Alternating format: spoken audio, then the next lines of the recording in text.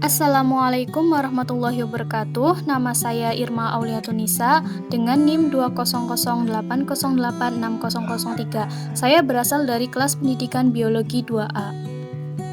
Hari ini saya akan melakukan praktikum tentang sampling dan karakterisasi Pteridophyta. Adapun tujuan dari praktikum hari ini adalah sebagai berikut.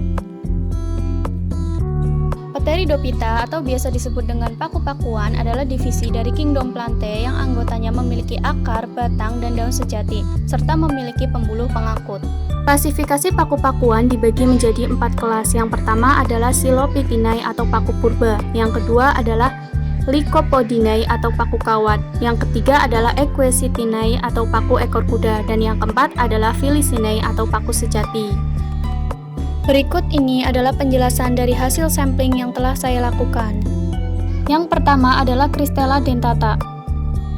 Cristella dentata termasuk dalam jenis paku tanah karena tumbuh di tanah atau darat, sering dijumpai di daerah batuan yang lembab sepanjang sungai dan pada sisa-sisa hutan tanah endapan. Cristella dentata mempunyai batang sejati dan tumbuh di atas permukaan tanah dengan percabangan lateral dan tidak bercabang. Permukaan batang tidak halus karena mempunyai ramenta. Akarnya berupa rizom, daunnya termasuk daun majemuk, berbentuk lancet, berwarna hijau dan mempunyai 2 jenis daun, sporofil dan fotosfil. Yang kedua adalah Adiantum coniatum atau biasa disebut dengan suplir.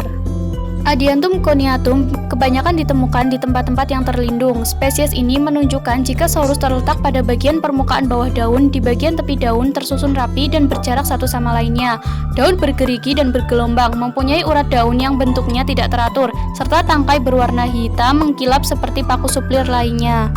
Akar berupa rizom beruas pendek yang muncul akar-akar berupa serabut. Yang ketiga adalah Dermoglossum piloceloides. Berdasarkan hasil pengamatan terlihat jika paku ini tumbuh epifit pada batang pohon yang masih hidup dan beberapa tumbuh batang yang sudah mati. Paku ini memiliki daun yang satu sama lain tumbuh dalam jarak yang pendek, tangkai pendek, pinggir utuh, berdaging atau seperti kulit. Daun picisan berbentuk jorong, ujung tumpul atau membundar, pangkal runcing dan tepi rata. Permukaan atas daun berwarna hijau tua, berlapis lilin tebal dan terdapat rambut pada permukaan bawah. Daun picisan ada yang bersifat mandul dan ada yang membawa spora. Jika diperhatikan pada permukaan bagian daun terdapat bentuk berupa titik-titik hitam yang disebut sorus. Paku ini tumbuh merambat dengan akar serabutnya yang menempel pada kulit batang tumbuhan inangnya. Yang keempat adalah Marsilea sp atau biasa disebut dengan semanggi. Semanggi adalah tumbuhan dengan daun berdiri sendiri atau dalam berkas menjari terbilang 4, tangkai daun panjang dan tegak, panjang tanaman 2-30 cm, anak daun menyilang berhadapan berbentuk biji bulat telur dan gundul dengan panjang 3-22 cm dan lebar 2-18 cm. Urat daun rapat berbentuk kipas muncul di atas permukaan air yang mengalir tenang seperti di sawah dan selokan. Habitatnya di area perairan karena hidupnya mengapung di dasar air.